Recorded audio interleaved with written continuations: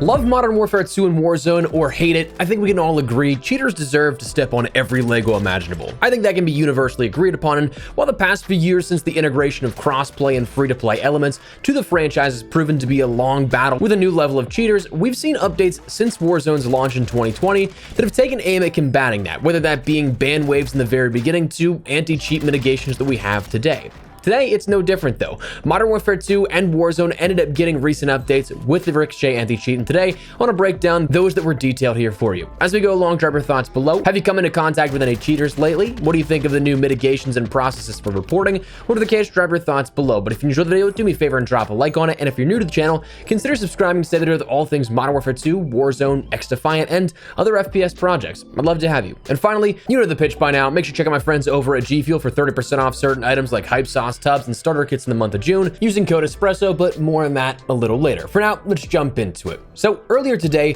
the official Call of Duty account tweeted hashtag Team Ricochet is thrilled to share with the community several updates to Ricochet, including the hallucination decoy and in-game reporting, live in Call of Duty Warzone and Modern Warfare 2, with a link that will take you to a blog post detailing it in much more depth with these recent updates. So firstly, to start out with the basic mitigations here. They stated in some scenarios, Team Ricochet may choose to deploy in-game roadblocks we call mitigations on accounts we verify as cheating. These are gameplay adjustments we can use to constrain the gameplay experience of verified cheaters, such as taking away their weapons with a disarm or making legitimate players invisible to cheaters with cloaking. Now, why do we do this? Cheating in video games such as Call of Duty is a big business, and the technology behind the cheats is constantly evolving. Allowing cheaters to remain in the game in a mitigated state provides Team Ricochet with intel while keeping cheaters occupied in the dark and unable to harm you in your in-game experience. The data we gather through analysis of mitigated cheaters enhances our ability to reliably detect and ban players using similar cheat software. Now, the way that I think of this kind of is like backed up by the next part, but almost like what you'd see in movies or TV shows of like tracing the call with the bad guy, getting enough data to pinpoint the location, or in this case, more data to back up confirmed reports of cheating and to be able to handle that in the future and feed the anti-cheat with as much data to accurately detect cheaters in the future in other instances. Again, feeling like it's backed up by them next saying, after we capture info, cheaters are removed from matches and or the accounts are permanently disabled across titles as outlined in our security and enforcement policy. With this, they went on to describe a little bit about one of the newest incoming mitigations here, hallucinations, where this is something that essentially clones a player and gives off an identical variation of them, mimicking their gameplay, their movement, and things like that, so that players that are cheating will see 1, 2, maybe 3 of these players, but obviously there's only actually one of them there. They stated this is something they'll use on verified cheaters or as a detection method for suspicious players, going further by saying that this is something that as a mitigation, because it looks, moves, and interacts with the world like a real player, it is something that makes it almost impossible to distinguish that it is something that's fake and not there. So as a sort of marker for if a player is suspicious, it will then trigger those cheats of aimbot, wall hack, that kind of stuff that will showcase making it look like a legitimate player, but the game then should be able to detect that, okay, there's not actually a player behind that wall. So if somebody sees that, well, clearly that's suspicious and they're looking more so like they are indeed cheating.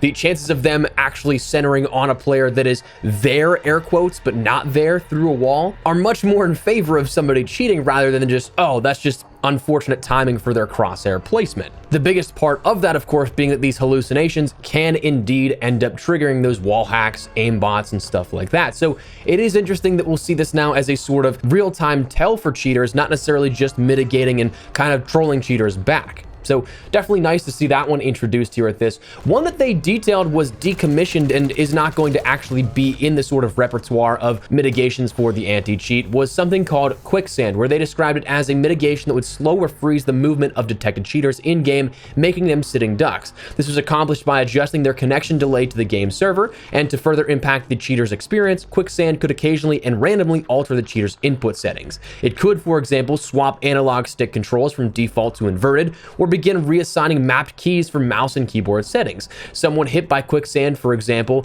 could suddenly begin to move at half the speed or be forced to use their W key to move backwards instead of forwards. It was designed to disorient players and worked well in testing, but ultimately they said the team decided to decommission that, which I don't quite understand why we ended up seeing that decommissioned. I think that would be a hilarious troll on cheaters. Just completely change all their settings up and make it so that they cannot end up playing and interacting with the world entirely. That sounds hilarious hilarious to me. I would have loved to seen that one in action, but ultimately we ended up getting this new mitigation of hallucination and not this quicksand mitigation. Now, beyond that, they detailed a little bit more about in-game reporting, where they stated malicious reporting has been added to the security and enforcement policy, where knowingly submitting false reports or spam reporting legitimate players may lead to account penalties up to and including warnings or permanent account suspensions. Now, this in theory is very promising, and hopefully that's something that affects the current shadow ban system and makes it in the future not nearly as bad as it is right now. Right now, the way that I understand it and see it is that anyone can mass report someone, and it almost seems like there's a threshold for reports on any account that once reached, that player then gets put into the shadow ban state where the game will investigate your account and see if you're actually cheating or not.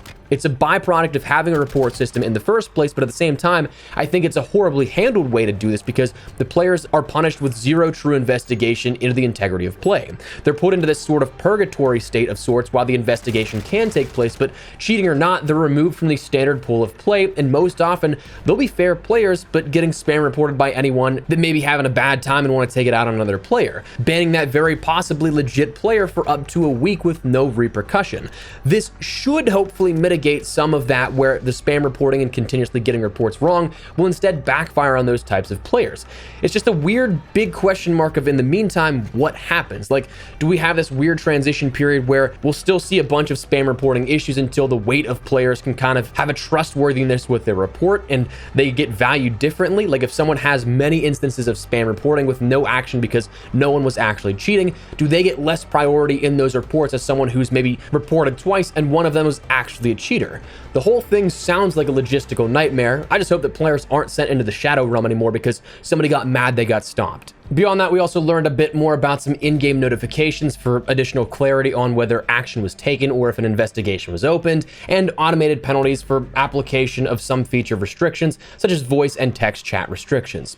Now, the final thing they detailed here was a little bit about third-party hardware devices, such as your Cronus. This being something they detailed was within the first 2 weeks of launching this detection, we saw a 59% drop in any use of these devices across Modern Warfare 2 and Warzone. Of those users, 57% of them did not utilize the device again, whereas 43 once again attempted to circumnavigate the policy. Repeat offenders and those continuing to use those devices without pause have been penalized. Malicious use of these devices may result in account suspensions up to permanent account bans. So of course, that's definitely something nice to hear as well. Those third-party things, which previously were a lot harder to detect, have had some action taken on them as well. But anyways, that's where we're at here at this, and a little bit about some of this Ricochet anti-cheat updates. We get these sporadically in regards to communal discussion, in regards to what has happened and what's taken place since their last updates, but it's nice to hear about it from time to time. So definitely trying to look at this as a glass half full type of thing here. The battle with cheaters is never going to end, but if as many as possible can be taken out,